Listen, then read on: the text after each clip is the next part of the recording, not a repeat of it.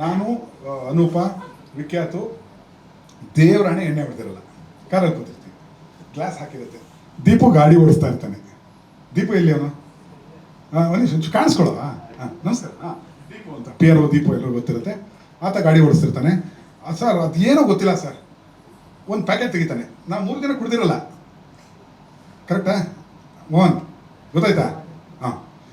ಕುಡ್ದಿರಲ್ಲ, ಕೂತಿರ್ತಾನೆ. ಬಾಗಿಲು ಬೇರೆ ಹಾಕಿರುತ್ತೆ. ಏನೋ ಮತ್ತೆ ಸಿನಿಮಾ ಮಾತಾಡ್ತಿರ್ತೀವಿ. ರಂಗನಾಯಕ ಜಗ್ಗೇಶ್ ಅವ್ರಿಗೆ ಏನು ಕತೆ ಹೇಳ್ಬೇಕು, ನಾವು ಏನೇನು ಸಾಂಗ್ ಸೀಕ್ವೆನ್ಸ್ಗಳು ಹೇಳ್ಬೇಕು ಇದು ಅಂತ.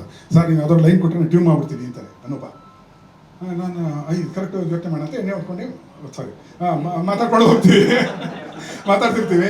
ತಕ್ಷಣ ಯಾವುದೋ ಒಂದು ಮ್ಯಾಜಿಕಲ್ ಪೌಡ್ರು ಸರ್, ಅದೇನೋ ಗೊತ್ತಿಲ್ಲ, ದೀಪೋತ್ರ ಇತ್ತು ಸರ್, ಅದು ಜೇಬಲ್ಲಿತ್ತು ಸರ್. ಅದು ತೆಗೆದುಬಿಟ್ಟು ಓಪನ್ ಮಾಡ್ತೀವಿ. ಆ ವಾಸನೆಗೆ ನಂಗೆ ವಾಂತಿ ಬಂದಂಗೆ ಆಗೋಯ್ತು ಸರ್.